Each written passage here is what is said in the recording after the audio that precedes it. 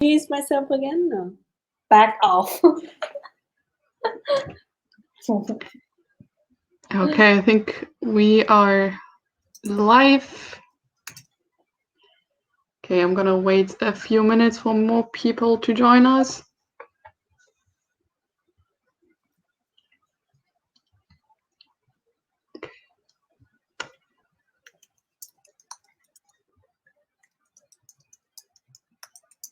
Okay, hello to everyone joining us today. Please, it would be great if you could like this and share this live stream with your friends or family who think might be interested in today's topic. Today we will be discussing different options for students to settle in the UK after graduating. So this is a very interesting topic that we do get a lot of calls about. So please feel free to share this video with all your friends and family who are interested in this topic. Today is about settling in the UK after graduating.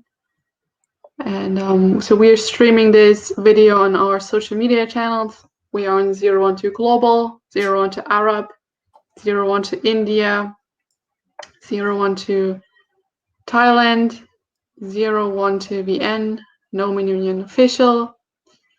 And so please go ahead, share this video, this live stream with your fans, friends and family, so we can all profit from this free information we're sharing with you today.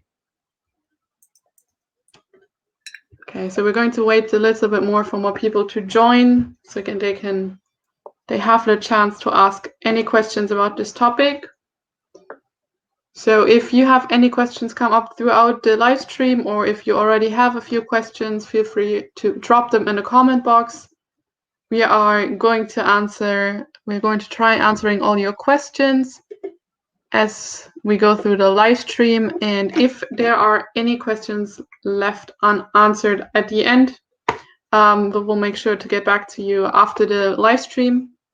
We'll give you a call, send you a message.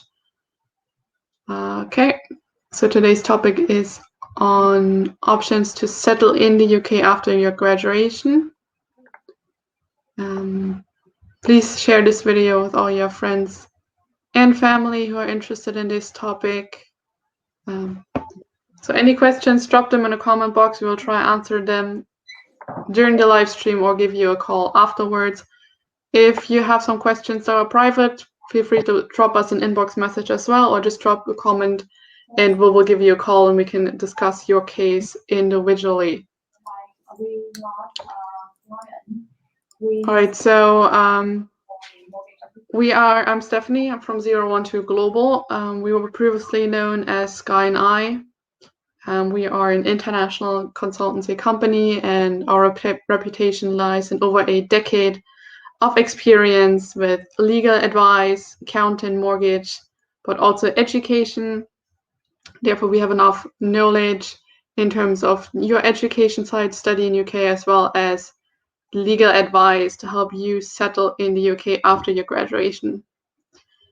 We are streaming on different platforms today, so please feel free to share our live stream, to make sure you subscribe to our channels, so you will not miss any of those information. We're doing these live streams on different topics every day, so please feel free to always check up on our pages, and so you won't miss out any free information we're sharing.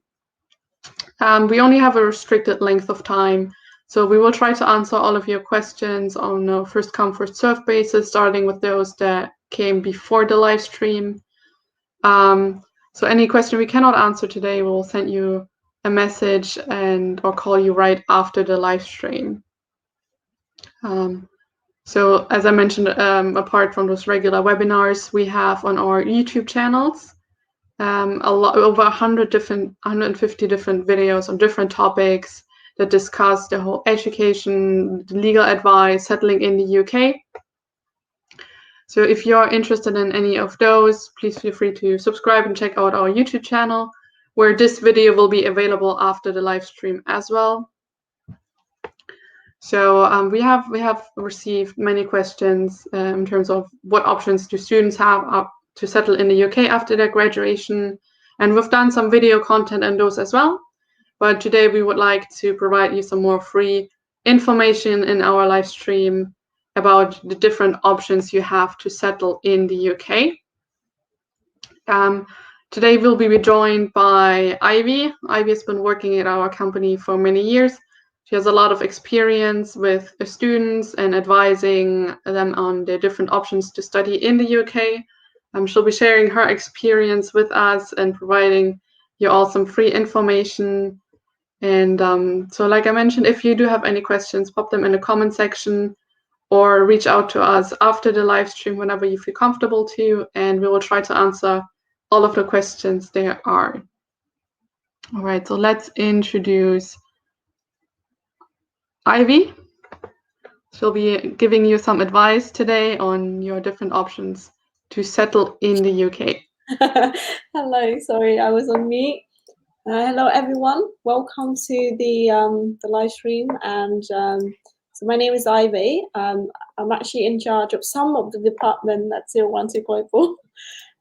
So hopefully the information that we provide today will be helpful and useful to some of you out there that's still wondering what are the kind of options or the ways for you to settle in the UK after your graduation. Great, thank you very much for joining us today. So let's just start with the big question that we have for today. So what options do students have to settle in the UK after graduation? Well, I mean, not 100% of the international students that come to the UK want to remain in the country after they graduated. Of course, every single one of you is gonna have your own plan and your future plan as in what you want to do after you graduate.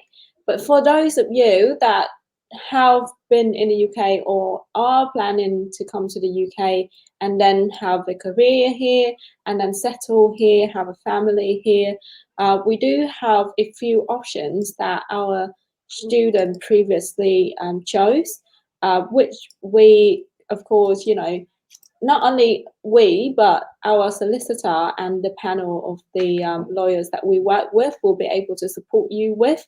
And of course, for each of the scenario that you are in, there is a specific way for you to remain in the country right after your graduation.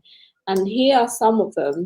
So you can either follow the 10-year settlement route. So basically, for whoever it is that remain in the country continuously for 10 years, either that through studying for 10 years straight. So for example, if I have a student that study here for the A levels, which is 2 years, and then they progress on to a undergraduate degree, which usually go on for 3 years plus a 1 year integrated work placement.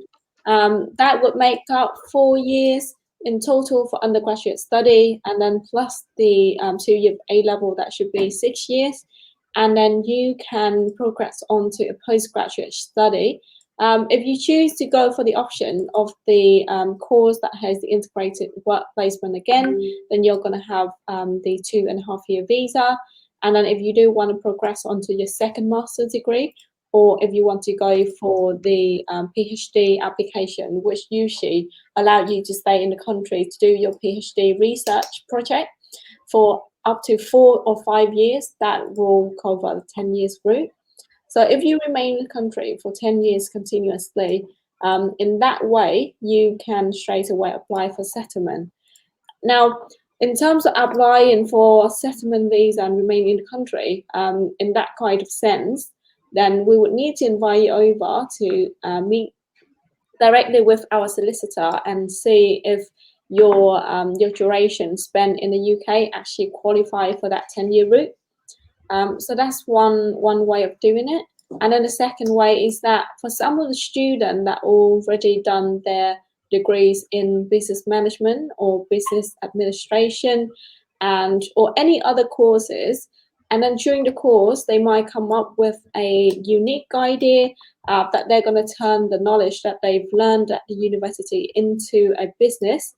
which is going to be completely unique, different, and obviously, adding values to the community, and they can actually prove that in a detailed business plan.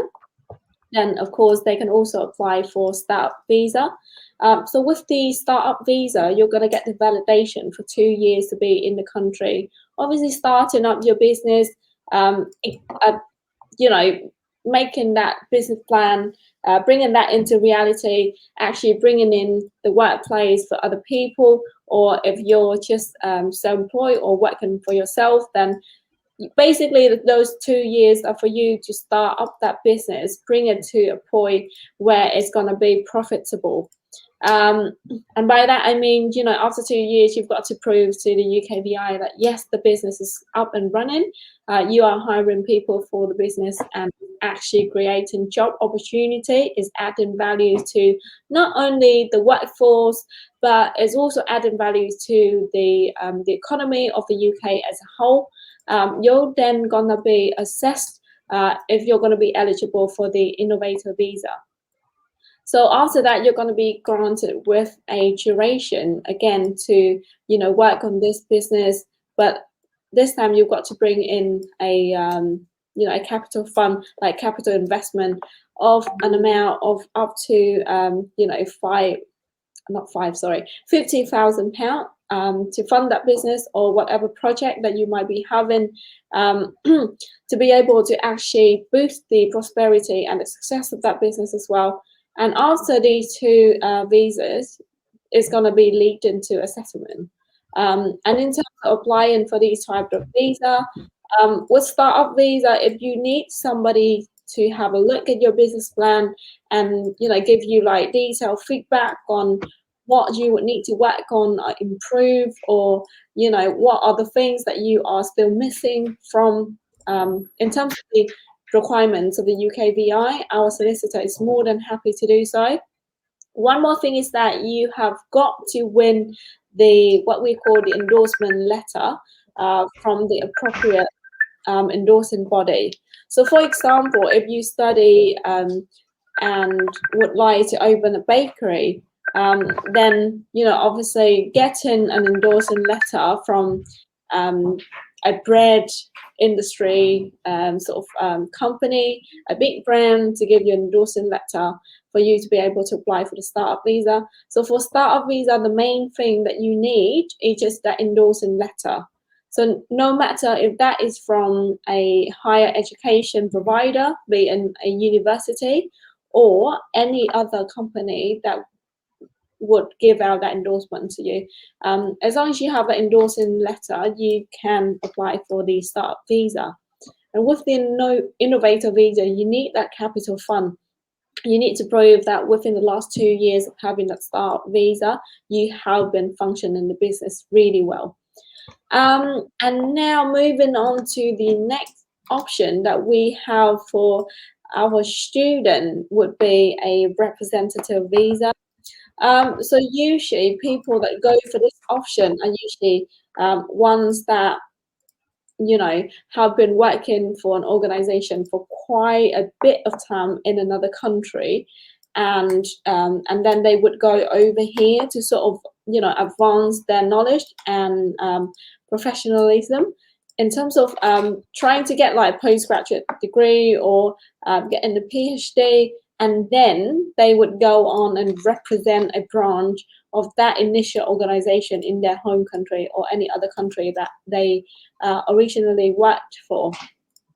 So, for example, if I have completed my bachelor degree in Korea and for Samsung, and then I decided to come to the UK to do a postgraduate degree in mechanical engineering, to work for the engineering department at Samsung, and also I finished that course of mine, I decided that I will propose to Samsung that I will be a branch manager. I will be bringing this whole branch located in, let's say, London or Manchester.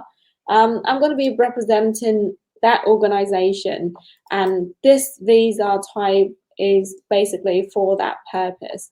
So you again have to have a detailed business plan on what you want to do and what project would you want your brand to be representing.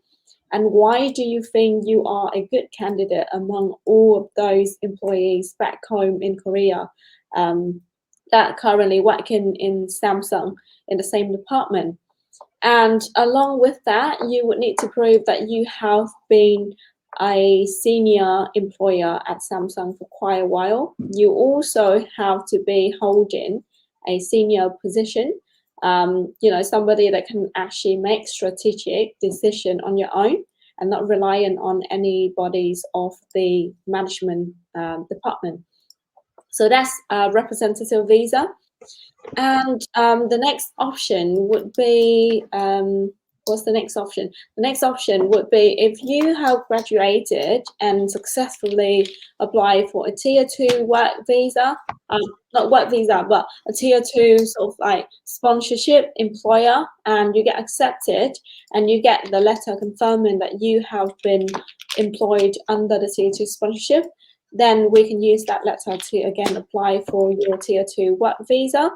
But again, depending on your skill, your position, your knowledge, your qualification for that particular job position at that particular organization, there will be specific requirement on how much your income would have to be before and after tax, or they would need you to show that the qualification, the skill, and the knowledge that you actually have do indeed meet the requirement of that job position.